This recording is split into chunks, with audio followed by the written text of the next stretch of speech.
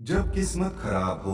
गौतम बुद्ध की कहानी। बुद्ध की कहानियाँ बुद्धा स्टोरीज जीवन से जुड़ी हुई कहानी हैं और आज भी हमारा मार्गदर्शन करती हैं। यही कारण है कि हिंदी में बुद्ध की कहानियाँ गौतम बुद्धा स्टोरी इन हिंदी बेहद लोकप्रिय हैं। इसी मकसद से हम आपके लिए एक बुद्ध की एक लोकप्रिय कहानी गौतम बुद्धा स्टोरी लेकर आए हैं, जिसका शीर्षक है जब किस्मत खराब हो। यह हम सबके जीवन से जुड़ी हुई कहानी है। हमें उम्मीद है कि गौतम बुद्ध की ये कहानी बुद्धा स्टोरी इन हिंदी आपको पसंद आएगी। एक बार की बात है, महात्मा बुद्ध के शिष्य आनंद कहीं जा रहे थे।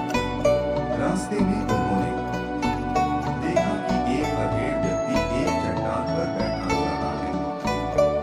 वे उसके पास गए और बोले, क्या बात है वत्स, तुम कौन हो और क्यों रो रहे हो? आनंद की बात सुनकर उस व्यक्ति की सिसकियां थम गईं। वह अपने आंसू पोंछता हुआ बोला, मैं पास के गांव का रहने वाला एक बदनसीब व्यापारी हूँ। मैं जो भी काम करता हूँ वह बिगड़ जाता है। व्यापार के चक्कर में मैंने अपनी पत्नी के गहने गंवा दिए, मैंने अपने परिवार को भी खो दिया, यहाँ तक कि मेरा घर भी गिरवी पड़ा है। मुझे तो लगता है कि मैं किसी काम का नहीं हूँ। मेरी किस्मत ही खराब है। उसकी बात सुनकर आनंद बोले, तुमसे किसने कहा वत्स कि तुम्हारी किस्मत खराब है? जरा मैं भी तो जानूं कि तुम्हारी किस्मत में क्या खराबी है। वह व्यक्ति बोला, पहले मैं खेती करता था, पर हर साल उसमें घाटा होता था। कभी सूखा पड़ जाता तो कभी ज्यादा बारिश के कारण फसल बर्बाद हो जाती। इससे परेशान होकर मैंने व्यापार करने का निश्चय किया।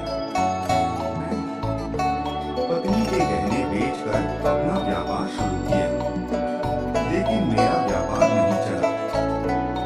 शुरू में परिवार वालों ने मेरा साथ दिया, लेकिन जैसे जैसे मुझे नुकसान होने लगा, मेरे परिवार वाले भी मुझसे दूर हो गए।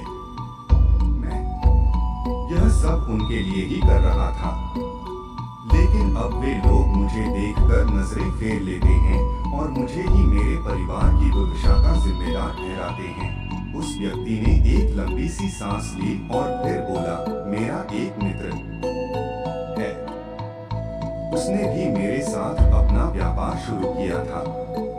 उसका व्यापार अच्छा चल रहा है, और जब भी मेरे घर आता है तो अपनी सफलता की कहानियां सुनाता है। उसकी बातें सुनकर मेरे घर वाले भी कहते हैं कि उसे देख, कुछ सीख।